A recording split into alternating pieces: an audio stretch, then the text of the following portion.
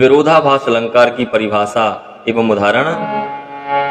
दुई विपरीत कथन पदवासी, दुई विपरीत कथन पदवासी, नहीं विरोध विरुद्ध आभासी।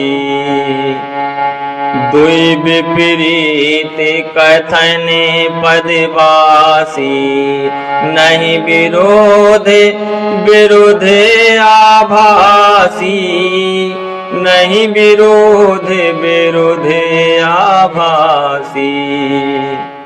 दुई विपरीत कथन पदवासी, नहीं विरोध विरुद्ध आभासी। अर्थात जहां किसी काव्य पद या पंक्ति में दो विपरीत कथन कहे गए हों और उनमें वास्तविक विरोध ना होते हुए भी विरोध की प्रतीति हो तो वहां विरोधाभास अलंकार होता है।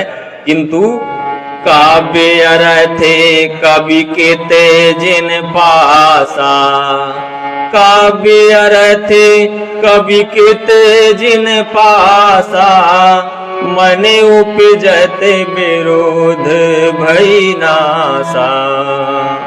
किंतु काव्य अर्थ कवि कित जिन पासा, मन उपजत विरोध भई नासा।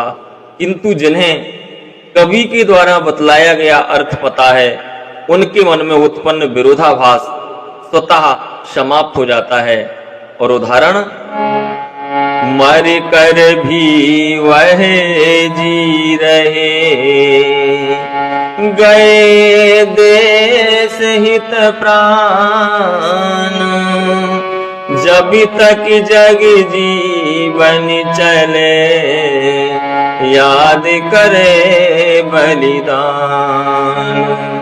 मरकर भी वह जी रहे, गए देश हित प्राण, जब तक जग जीवन चले, याद करे बलिदान। यहाँ मरकर भी वह जी रहे, इस पंक्ति में मरकर भी जीना यह असंभव है।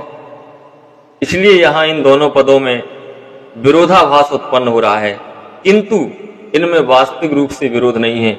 जब हम इस दोहे का अर्थ स्पष्ट करते हैं तो इनका जो उत्पन्न विरोधाभास है वह स्वतः नष्ट हो जाता है। जैसे कि कवि के द्वारा बतलाया गया जो इस दोहे का भावार्थ है वह इस प्रकार है कि जो शहीद वीर जवान अपने देश हित में अपने प्राणों को अर्पण करके वीर गति को प्राप्त हो गए हैं, वह मरे नहीं हैं जबकि अमर हो गए हैं। जब तक यह संसार है, जीवन है, तब तक लोग उनके बलिदान को याद करेंगे।